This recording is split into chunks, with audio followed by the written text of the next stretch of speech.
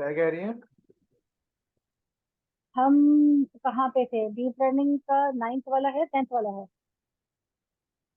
ये आगे नाइन्थ देखना पड़ेगा नाइन्थ मतलब लेक्चर। इनपुट। अच्छा, और मैं बस लगा रही हूँ।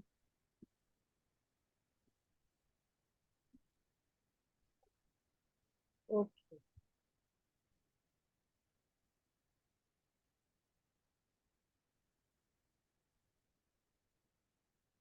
उसामा, तुम थोड़ा सा कल वाली जो चीजें हैं उनको डिस्क्राइब कर दो, 2-3 मिनट तो, कि कल हमने क्या पढ़ा था, जो जो इम्पोर्टेंट चीजें थी।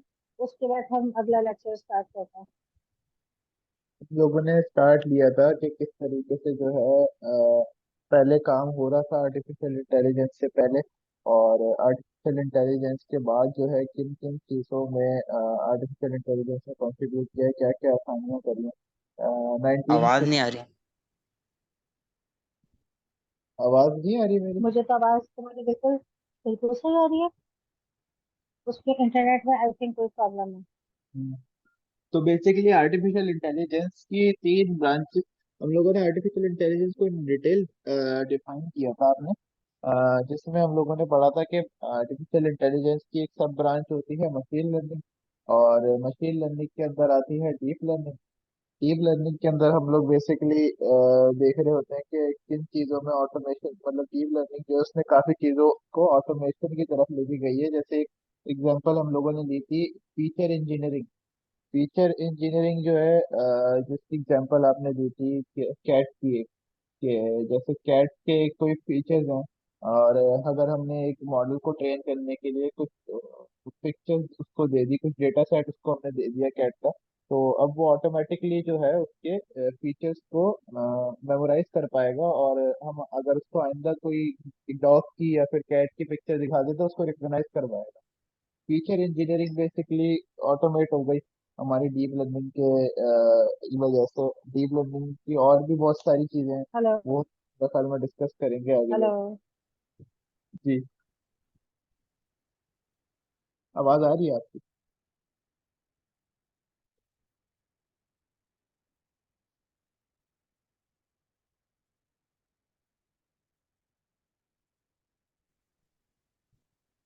उसामा, तुम्हारी आवाज नहीं आ रही। अभी आ रही है? हाँ, अब आ रही है।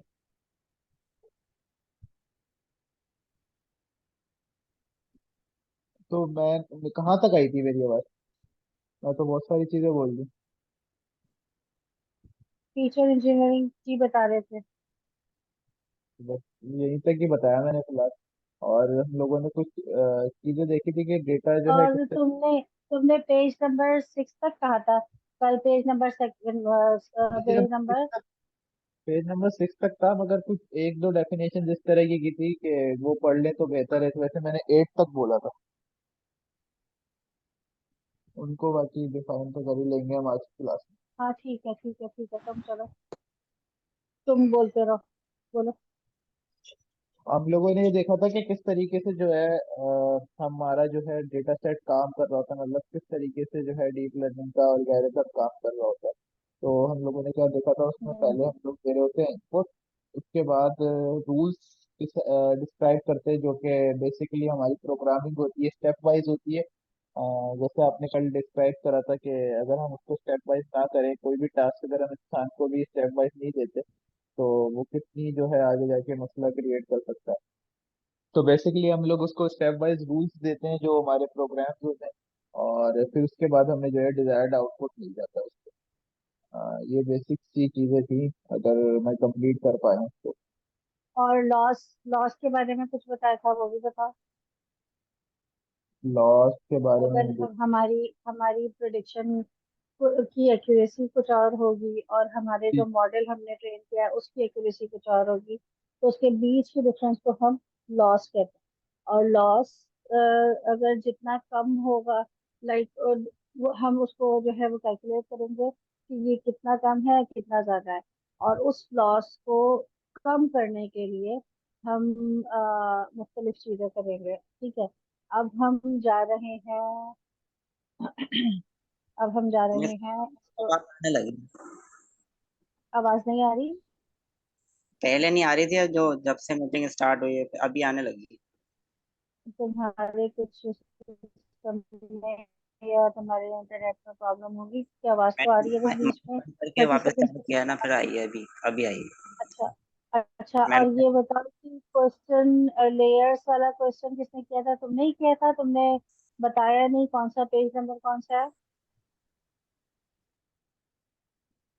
किस पेज पे तुमने देखा है मोहम्मद अनवान? अच्छा। दिमाग से इंस्पायर होके बनाया गया है, लेकिन यहाँ पे कोई ऐसा एविडेंस नहीं है कि जिस तरह इंसानी दिमाग है वो स्टेट्स और ये वाला मैथ वीडियो हमने देख लिया था, अब हम देखेंगे इंसानी दिमाग न्यूरल नेटवर्क जो स्टार्ट करना है। अच्छा, आवाज तुम लोग को आ रही थी अभी? जी आ रही है आपकी आवाज। की अब आ रही है। न्यूरल नेटवर्क को आप इस डायग्राम से समझ सकते हैं कि आप देखें कि हमारे पास बीच में बहुत सारी लेयर्स हैं जो कि आपका कहला रहा है न्यूरल नेटवर्क। आप मशीन को या इस एल्गोरिथम को एक तस्वीर देते हैं, इनपुट देते हैं, उस इनपुट के अंदर कोई भी नंबर हो सकता है। अच्छा, अब ये नंबर इन लेयर्स से गुजरता हुआ अच्छा, अब ये इसकी डिस्क्रिप्शन में बुक में तो मौजूद है लेकिन यहाँ पे नहीं है। ये एक प्रॉब्लम है जिसमें इन्होंने मुख्तलिफ डिजिट्स हैं, 1 से आई थिंक 0 से 9 तक, और उसका डेटा है तकरीबन आई थिंक वो भी शायद 2-3 हजार या 10,000 इमेजेस का डेटा है। इसमें इसका एक न्यूरल नेटवर्क बनाएंगे और उसके बाद उसको लर्निंग कराएंगे और उसके बाद उसको किसी भी नंबर की पिक्चर देंगे कि ये पिक्चर है, इसको आइडेंटिफाई करना है कि ये 4 है कि 9 है कि 8 है कि क्या है। और इसके बाद इसकी एक्यूरेसी देखेंगे। अब ये इसका स्ट्रक्चर बता रहे हैं, जो बार बार बात कर रहे हैं न्यूरल नेटवर्क क्या होता है। तो ये न्यूरल नेटवर्क बता रहे हैं कि न्यूरल नेटवर्क क्या है, बेसिक उसका स्ट्रक्चर बता रहे हैं।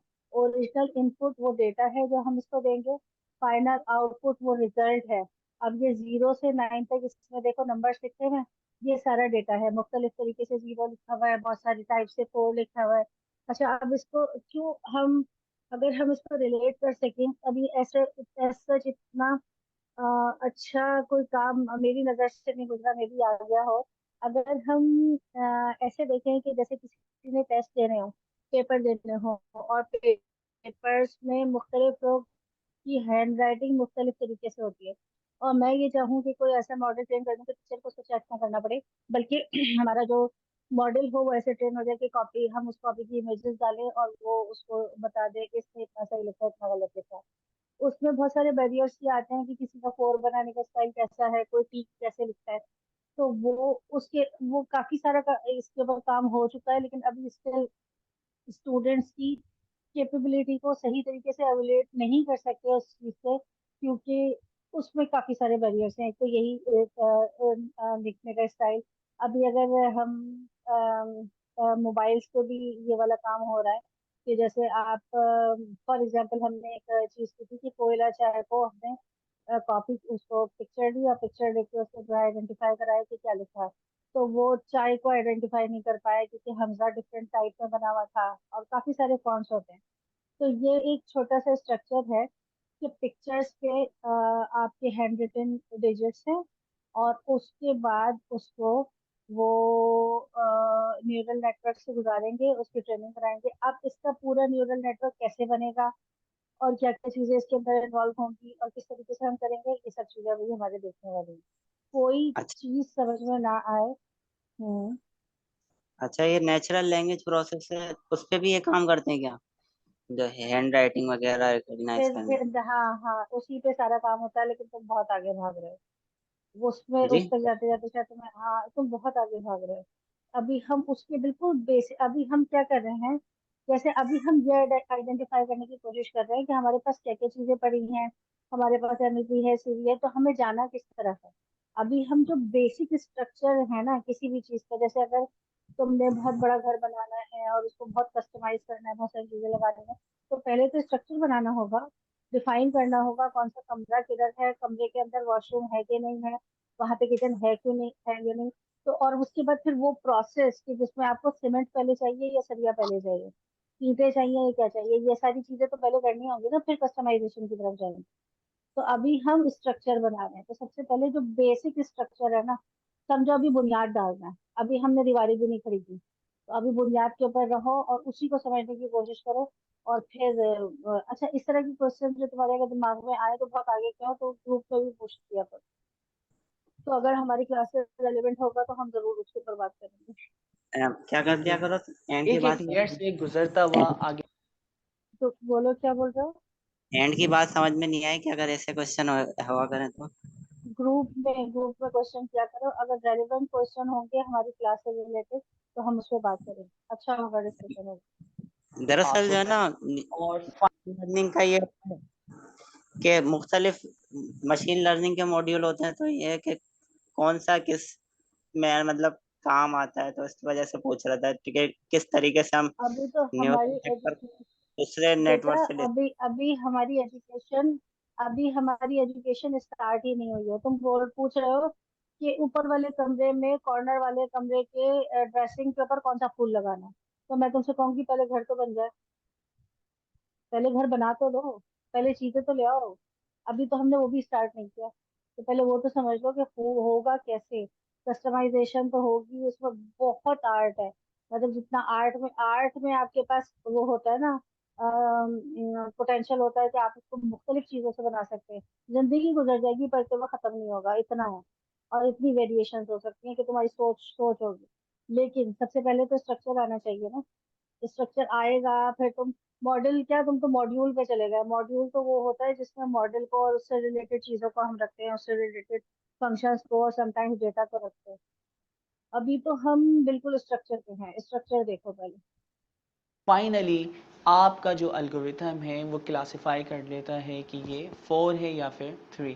क्यों? क्योंकि हम मशीन को दो चीज़ें दे रहे हैं, पहली चीज़ उसका इनपुट और दूसरी चीज़ उसका आउटपुट। यानी ये 4 है और इसका लेबल आउटपुट हमने दिया कि ये 4 है, तो पिक्चर प्लस उसका लेबल 4, ये दो चीज़ें मशीन को देते हैं। मशीन के अंदर से सिर्फ इनपुट जाता है और वो फिल्टर होता है, और उसका जो लेबल था 4, वहाँ तक उसको फाइंड करने के लिए बहुत सारे इसके अंदर लर्निंग के प्रोसेस होते हैं।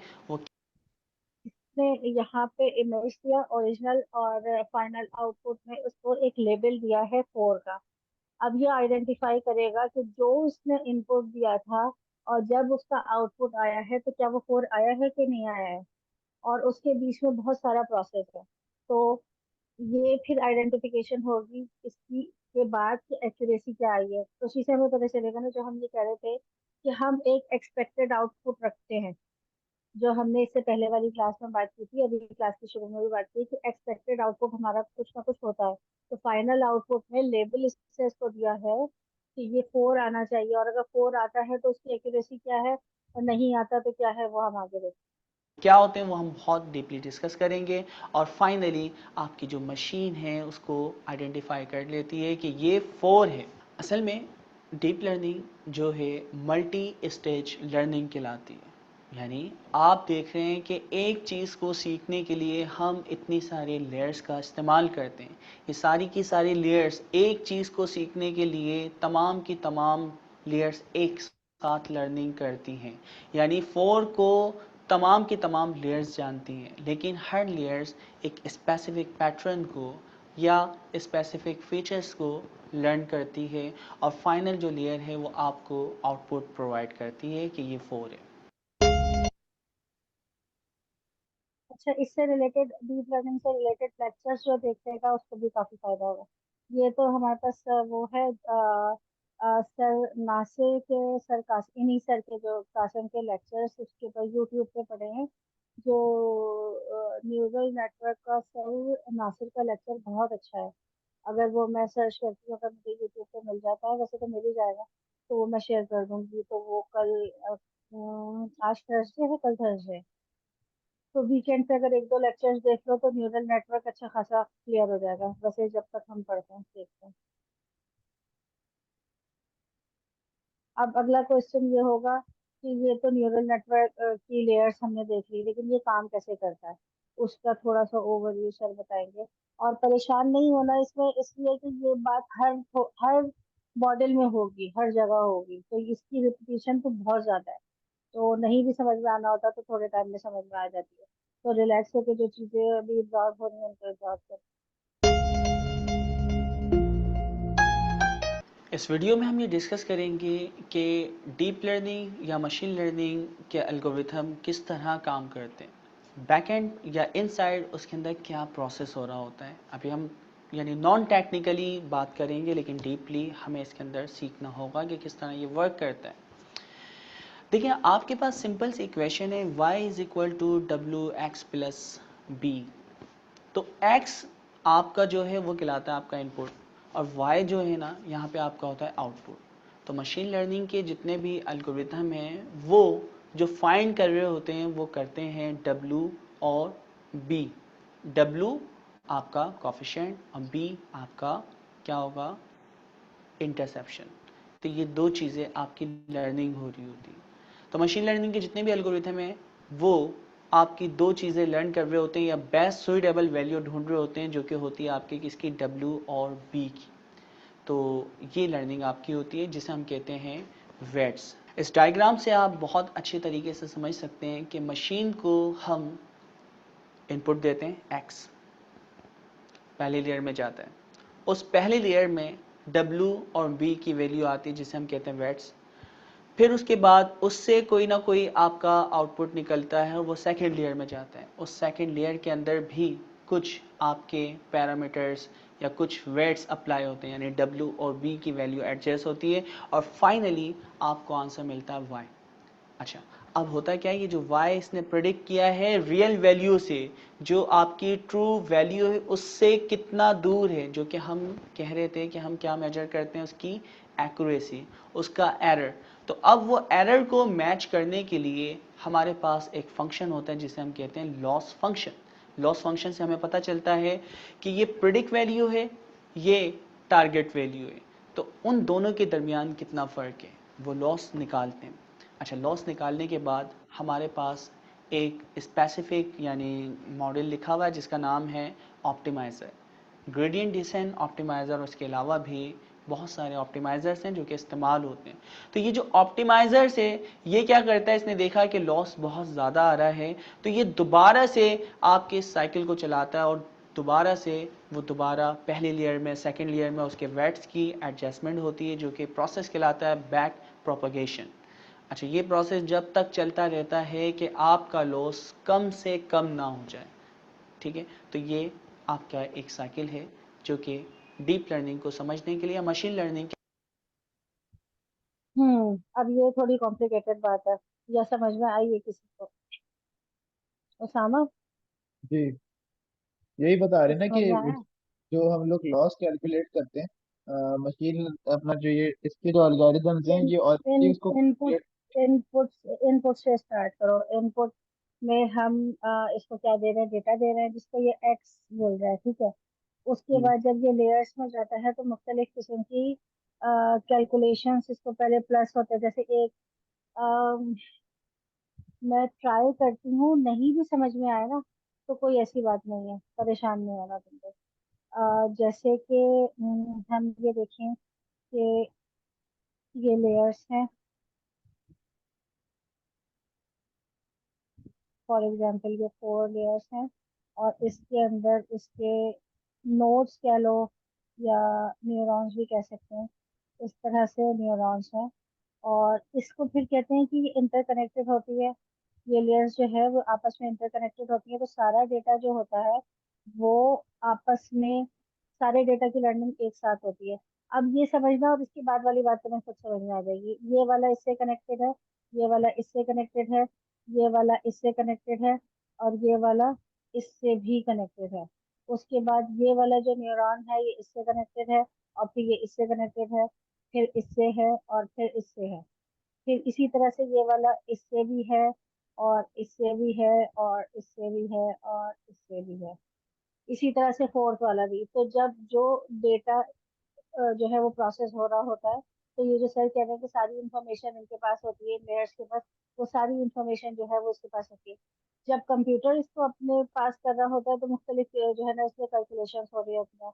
पहले वेट प्लस हो रहे होते हैं, मल्टीप्लाई हो रहे होते हैं। इसकी बहुत अच्छी अच्छी वीडियोस हमारे पास पड़ी हैं सर, नासिर की भी अच्छी है, और एक वो जो चाइनीज है जिसकी वीडियो उस पर भी है, उसका नाम मुझे याद नहीं आता, अक्सर ही मैं भूल जाती हूँ। उसकी वीडियो भी हम कल देख सकते हैं, उससे समझ में आ जाएगा। उसके बाद ये जब ये सारा प्रोसेस हो जाता है और ये अगली लेयर में और उसके बाद अगली लेयर में जाता है, तो ये एक इनपुट दे देता है। उसके बाद जो है एक लॉस फंक्शन होता है जिसमें हम देखते हैं प्रिडिक्टिव हमारा जो रिजल्ट था वो क्या था और हमारा रिजल्ट क्या आया। तो एक फंक्शन होता है, उसको यूज करते हैं जिससे उसका वो मीन निकाल लेता है। मीन निकालने से क्या होता है कि वो लॉस निकाल आता है कि जी ये लॉस इसको हुआ है, और उसके बाद फिर वो ऑप्टिमाइजर में जाता है। ये थोड़ी सी टिपिकल बात है जरूर, लेकिन ये बार बार हम जब करेंगे तो फिर हमें अच्छे से समझ में आ जाएगा कि ये क्या हो रहा था। और फिर ये हम करते हुए उसको भी देखेंगे। जब हम कोड कर रहे होंगे, जब हम मॉडल ट्रेन कर रहे होंगे, न्यूरल नेटवर्क बनाएंगे, तो वहां पे भी हमें नजर आ रहा होगा कि ये सारा कुछ हो रहा है। अभी थोड़ा कंफ्यूजन है तुम लोगों को? है तो बहुत ज्यादा है? बहुत ज्यादा तो नहीं है, समझ ले 30%। क्योंकि कुछ चीजें जो होती हैं वो टेक्स्ट होती हैं, और फिर उसको जब हम प्रैक्टिकली, जैसे अभी हम इसको पूरे को समझ रहे हैं, समझने के बाद जब हम उस पे जाएंगे ना, बुक पे जाएंगे, तो बुक हम्म। पे, क्योंकि बेस बुक पे जाके और उसके बाद उसका 2 चैप्टर तो उसकी वैसे भी सारा टेक्स्ट है, कोई काम नहीं है। 2 चैप्टर के एंड में या शायद 3rd चैप्टर में स्टार्ट होगा कुछ ना कुछ काम, कोई नेटवर्क बनना। तो फिर हम उसको देखेंगे कि जो हमने पढ़ा था उससे हम कनेक्ट कर रहे होंगे, और ये पढ़ना काम में आएगा। ऐसा नहीं है कि ये बिल्कुल भी बेकार सी चीज है, होगा, इससे फायदा होगा। अच्छा, ये हम क्या कर रहे हैं, अब ये कोई मिसाल दे रहा है, I think start towards terminator robots, उसको देखते हैं।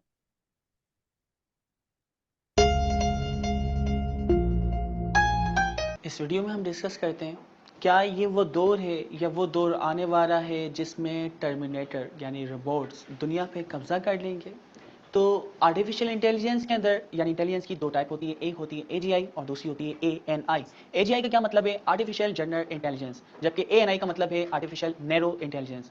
जनरल इंटेलिजेंस हर वो काम जो कि इंसान परफॉर्म कर सके या कोई सुपर ह्यूमन परफॉर्म कर सके, अगर आपकी मशीन वो काम करने के काबिल हो जाए तो हम उस मशीन को कह सकते हैं ये जनरल इंटेलिजेंस है।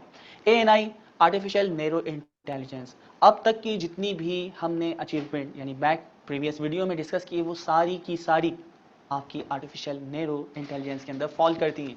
तो कहने का मकसद ये है कि क्या हम उस दौर में हैं जहां पे रोबोट हमारी दुनिया पे कब्जा कर लेंगे? नहीं। फिर क्या ऐसा हो सकता है? तो अगर हम इस डर से, क्योंकि जनरल इंटेलिजेंस बहुत दूर है, हम उस लेवल तक नहीं पहुंचे, और इस डर से हम आर्टिफिशियल इंटेलिजेंस को इस्तेमाल करना छोड़ दें, इंडस्ट्री को ये पूरी तरह ट्रांसफॉर्म कर सकती है। यानी आपके बिजनेस को पूरी तरह ये ट्रांसफॉर्म कर देगी। सजेशन लाइक हमने एडवर्टाइजमेंट एप्लीकेशन की बात की, और कॉल सेंटर की अगर हम बात करें तो स्मार्ट आपका जो स्पीकर है, या फिर हम डायलॉग फ्लो से एक एजेंट बना सकते हैं जो कि आपके तमाम क्वेश्चन को बिल्कुल इंसान की तरह रिस्पॉन्स करेगा। तो कहने का मकसद ये है कि एजीआई बहुत दूर है, और अगर हम उस डर की वजह से आर्टिफिशियल इंटेलिजेंस को इस्तेमाल करना छोड़ दें तो ये बिल्कुल गलत होगा। हमें नैरो इंटेलिजेंस से जितनी अचीवमेंट हैं उनको इस्तेमाल करते हुए अपनी इंडस्ट्री को, वर्टिकल इंडस्ट्री को ट्रांसफॉर्म करना होगा।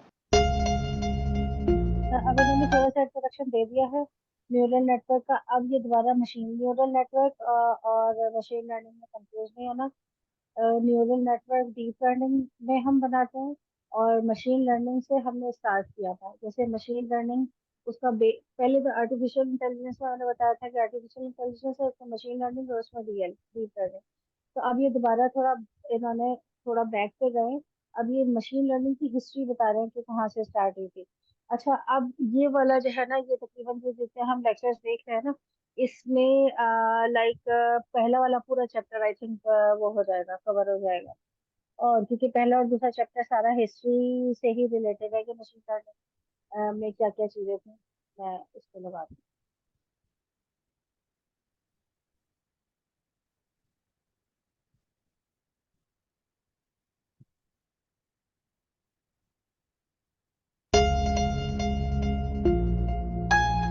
इस वीडियो में हम डिस्कस करेंगे कि मशीन लर्निंग के कौन कौन से एल्गोरिथम हैं। मशीन लर्निंग की सिंपल सी डेफिनेशन थी कि मशीन के अंदर ये काबिलियत हो कि वो डेटा से सीख सके, ना कि हैंड क्राफ्टेड रूल से सीखे। तो हमारे पास कौन कौन से एल्गोरिथम हैं जो कि मशीन लर्निंग के अंदर फॉल करते हैं। हमारे सामने जो मॉडल आ रहा है उसका नाम है प्रोबेबिलिस्टिक मॉडल। प्रोबेबिलिस्टिक मॉडल जो है ये स्टेट्स का एक मॉडल है जो कि अभी भी मशीन लर्निंग में बहुत ज़्यादा इस्तेमाल होता है। इसके अंदर स्टेट्स का एक स्पेसिफिक एल्गोरिथम इस्तेमाल होता है जिसका नाम है नेवी बायस। तो ये क्लासिफिकेशन का एल्गोरिथम है जो कि चीज़ों को क्लासिफाई करने के लिए इस्तेमाल होता है और अब भी इसको बहुत ज़्यादा वाइडली इस्तेमाल किया जाता है। तो हम जो चीजें हम पढ़ेंगे या हम देखेंगे उसमें हम सबसे पहले देखेंगे क्लासिफिकेशन के मॉडल। क्लासिफिकेशन के, अब ये चीज याद रखने वाली है, क्लासिफिकेशन के दो मॉडल्स हैं, दो तरह के मॉडल्स हैं। एक है बाइनरी जिसमें यस और नो होता है, या ट्रू और फॉल्स कर लो। और दूसरा होता है मल्टी क्लास क्लासिफिकेशन, जिसमें हम उसको एक से ज्यादा, मतलब दो से ज्यादा उसके पास ऑप्शंस होते हैं, जिसमें से उसको डिसाइड करना होता है कि किस तरीके से है। तो ये क्लासिफिकेशन के काफी जो हर वक्त यूज हो रहे होते हैं और जिसको हम बार बार अपने कामों में यूज कर रहे होते हैं उसमें से है। तो उसके बारे में सर बता रहे हैं कि उसमें नाइफ ने, सर ने क्या बोला, नाइफ, आई थिंक नेव बोला, आई डोंट नो कि इसकी प्रोनाउंसिएशन से क्या है। I think knife wise algorithm है जो हम यूज करते हैं। एल्गोरिथम के बारे में हमने कल थोड़ा सा डिस्कस किया था कि एल्गोरिथम क्या होता है। अगर किसी को कोई कंफ्यूजन है तो क्वेश्चन कर ले, अदरवाइज एल्गोरिथम को डिफाइन कर दे कि एल्गोरिथम होता क्या है। ऑलगैरिथम बेसिकली वही रूल सेट ऑफ रूल्स है ना, जो हम लोग बिल्कुल। डिजायर्ड आउटपुट के लिए डेटा सेट के साथ देते हैं। सेट ऑफ रूल्स और उसकी सीक्वेंस। जैसे ठीक। कि फिर मैं दोबारा वही मिसाल दूंगी जो मैं अक्सर देती हूँ। अगर आपको सैंडविच बनाना है तो पहले चिकन उबालने रखोगे। अगर चिकन बाद में उबालने रखोगे और उसका स्प्रेड पहले लगा दोगे या ब्रेड बाद में रखोगे तो नहीं हो सकता ना। तो उसको आपने जो स्टेप बाय स्टेप इंस्ट्रक्शन तो है, लेकिन उसका सीक्वेंस भी है, लाइक कि उसका जी। सीक्वेंस भी होना चाहिए। तो वो अभी एल्गोरिथम के बारे में बात कर रहे हैं कि इसमें ये वाला जो नाइफ वाइस वाला एल्गोरिथम है काफी वाइडली यूज होता है। और ये क्या होता है, किस तरीके से होता है, यूज किस तरह से होता है, ये सब हम अभी देखें। और अब तक जो पहला यानी कोड लिखा गया है वो 1950s के अंदर लिखा गया है एक टॉय की फॉर्म की सूरत में। लेकिन बहुत सारी चीज़ें थी जो कि उस वक्त इसमें कमी थी, लाइक आपके एल्गोरिथम में। अगर मैं बात करता हूँ ग्रेडियंट डिसेंट। अच्छा, एक चीज और मुझे डिस्कस करनी थी जिसके के बिहाफ पर हम थोड़ा अपनी परसेप्शन को ओपन कर सकते हैं। हम बार बार, जब मैं पढ़ रही थी तो मैं बार बार ये सोचती थी कि जब हम एक चीज पे अभी काम कर रहे हैं तो हमें जरूरत क्या है कि हम, जैसे अगर हम अभी पाइथन पे काम कर रहे हैं तो हमें क्या जरूरत है कि हम सी शार्प या सी प्लस प्लस पढ़ें। लेकिन आप क्या देख रहे हैं, क्या उसकी जरूरत खत्म हो गई या जावा की जरूरत खत्म हो गई? नहीं, ऐसा नहीं होता। उसका रीजन ये होता है कि जब हम ज्यादा पढ़ लेते हैं तो हम रिसर्च वर्क स्टार्ट करते हैं। जो पीएचडी के जितने सारे स्टूडेंट्स होते हैं कंप्यूटर के, वो रिसर्च वर्क कर रहे हैं। फॉर एग्जांपल, एक रिसर्च वर्क ये होता है कि जिस रिसर्च वर्क में आपने पहले से ये सोचा है कि मैं ये चीज बना दूंगा और वो आपने बना दी, तो उसी को हम सिर्फ सक्सेसफुल रिसर्च नहीं कहते। जहाँ पे रिसर्च आपकी गलत भी साबित हो जाती है उसको भी हम सक्सेसफुल रिसर्च इसलिए कहते हैं कि उसके बाद वो एक हमारे पास बुक की फॉर्म में या ई बुक के फॉर्म में आ जाती है कि भाई ये काम हो चुका है, इससे ऐसे इस तरीके से इस स्टेप से किया था और ये काम नहीं हुआ। तो हमें अगर हमें यही काम भी करना है तो इन स्टेप्स को फॉलो करने की जरूरत नहीं है। तो ये एक रिसर्च का दूसरा दरवाजा खुल जाता है। तीसरा तरीका एक ये होता है कि जैसे मैं कहूँ कि मेरे पास येलो कलर है, मेरी रिसर्च ए हो गई कि मैंने फ्रूट से या मैंने फ्लावर से येलो कलर ले लिया। एक बंदा और आता है 10 साल बाद, वो कहता है कि मेरे पास रेड कलर है और उसने रेड और येलो को मिला के ऑरेंज भी बना दिया। तो ये दूसरी रिसर्च हो गई। ए से हम बी पे पहुंच गए। तीसरा बंदा आता है, वो कहता है मेरे पास एक और कलर है, ग्रीन है, मैंने बेसिक दो कलर और मिलाए, ब्लू और आई थिंक रेड, ब्लू और येलो, तो अब मेरे पास ग्रीन कलर है। तो ये तीसरी तीसरी रिसर्च हो गई। अब हम ये कहें कि बस जी हमारे पास ये ग्रीन कलर आ गया ना, तो हमें क्या जरूरत है ये जानने की? लेकिन आपको पता ही नहीं चलेगा ना कि वो येलो कलर मिलाया था तो ऐसा हुआ था। तो इसी तरीके से जब हम, अगर हमें अपनी बेस अच्छी करनी होती है तो कुछ ना कुछ हमें, जो हम आज देख रहे हैं या आज पढ़ रहे हैं, उस पर हमें हिस्ट्री को देखने की जरूरत होती है, ताकि हमारे पास कोई एरर आए, कोई प्रॉब्लम आए तो हमें पता हो कि भाई मसला क्या था। और वो जब भी पता हो सकता है कि जब हमें पहले से हमें चीजों की हाउ नो हो कि यहाँ पे ये काम किस तरीके से हो रहा था। तो इसको इतना इररेलेवेंट ना समझना कि ये हिस्ट्री है तो इसको नहीं देखना। इसकी बेस पे ही आगे अच्छा काम होगा और अच्छे से चीजें समझ में आएंगी और अच्छे से काम कर पाओगे। अभी ये तो यहाँ पे बिल्कुल स्टार्ट है, जब हाइपर पैरामीटर्स की जाके चेंजिंग करनी होती है तो उस वक्त आपको बहुत सही तरीके से चीजों का पता होना चाहिए स्पेसिफिकली कि चीजें किस तरीके से जो है वो हुई थी और उनका बेस क्या था बस। ऑप्टिमाइज़र या फिर लॉस फंक्शन, या इसके अलावा आपके वेट रेगुलराइजेशन जो कि L1 L2 वगैरह। तो इस तरह की ये चीज़ें हैं जो कि 1950s के अंदर नहीं लिखी गई थी, जिसकी वजह से हमारा एल्गोरिथम इतना अच्छा काम नहीं करता था। या इसके अलावा न्यूरल नेटवर्क को इस्तेमाल करने के लिए हमें ह्यूज अमाउंट ऑफ डेटा चाहिए होता है, जिससे आपका मॉडल बहुत अच्छे से चीज़ों को लर्न करता है। तो उस वक्त हमारे पास इतना डेटा भी अवेलेबल नहीं था। इसके अलावा हार्डवेयर हमारे पास अच्छे मौजूद नहीं थे, या अच्छे मौजूद भी थे तो बहुत एक्सपेंसिव थे। यानी मशीन लर्निंग जो कि प्रैक्टिस करते हैं उन लोग की अप्रोच से बहुत दूर थे, या मौजूद भी थे तो उसे।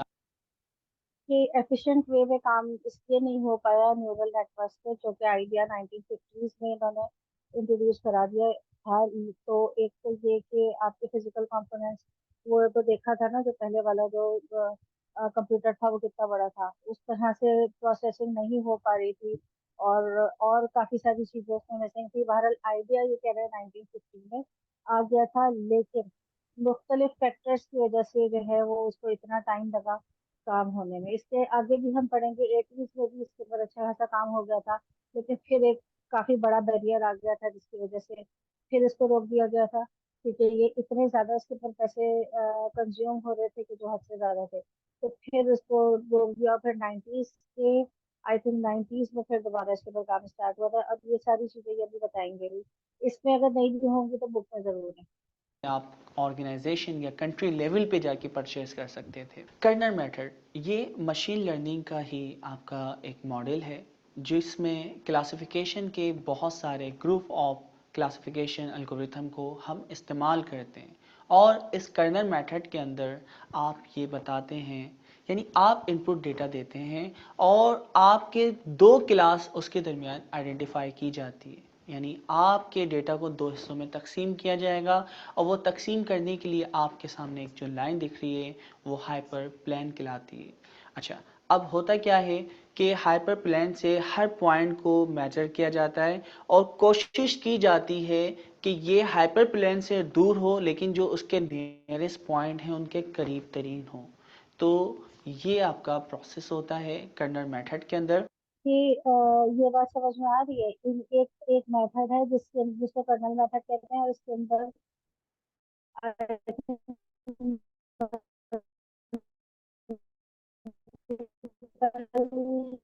एल्गोरिथम्स इन्वॉल्व हैं। और ये क्लासिफिकेशन के ही प्रॉब्लम में यूज होती है। नाम से एक लाइन है जो इसके बीच में जो है वो खिंच जाती है। और डेटा डेटा का दो तरह के डेटा आते हैं, फॉर एग्जाम्पल कैट्स और डॉग्स है। या हमारे पास यहाँ पे ये डेटा को इंडिकेट कर रहा है ब्लैक डॉट्स से और व्हाइट डॉट्स से। तो ये इसको अलग अलग कर दिया है इसने। लेकिन डेटा पॉइंट्स क्या है? डेटा पॉइंट्स वो हैं कि एक नंबर ऑफ डेटा कहाँ पे पड़ा है। अब ये जैसे ये ब्लैक डॉट्स वाला डेटा है, ये एक जगह पे है, तो ये इस लाइन से कितने करीब है या कितने दूर है, इसको भी आइडेंटिफाई करते हैं फॉर सम रीजन। और ये भी काफी एक बड़ा वो है, लाइक टॉपिक है जिसको ये किताब में बहुत अच्छे से बताया। तो वो जब हम इंशाल्लाह एक दो दिन में किताब स्टार्ट करते हैं, जब ये वाली ये पहला चैप्टर खत्म हो जाता है। तो क्योंकि पहला चैप्टर खत्म होने के बाद आई थिंक किताब का पहला चैप्टर बहुत तेजी से खत्म होगा, क्योंकि आधी से ज्यादा चीजें हमें समझ में आएगी होंगी। उसके अलावा जो एक्स्ट्रा नॉलेज होगी वो हम उसे गेन करेंगे। लेकिन आई एक्सपेक्ट कि आप लोग खुद से भी पढ़ते रहें किताब, ताकि जब आप मैं किताब पढ़ रही हूँ तो तुम लोगों को पहले से कुछ पता हो और क्वेश्चन रेलिवेंट क्वेश्चन वहां से बने।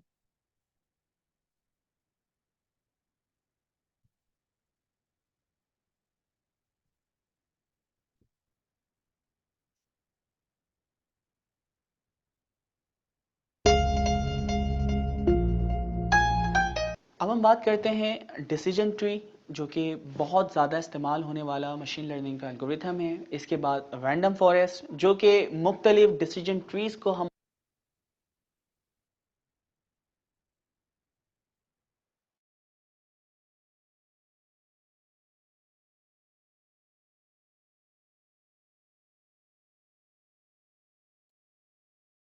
आवाज नहीं आ रही।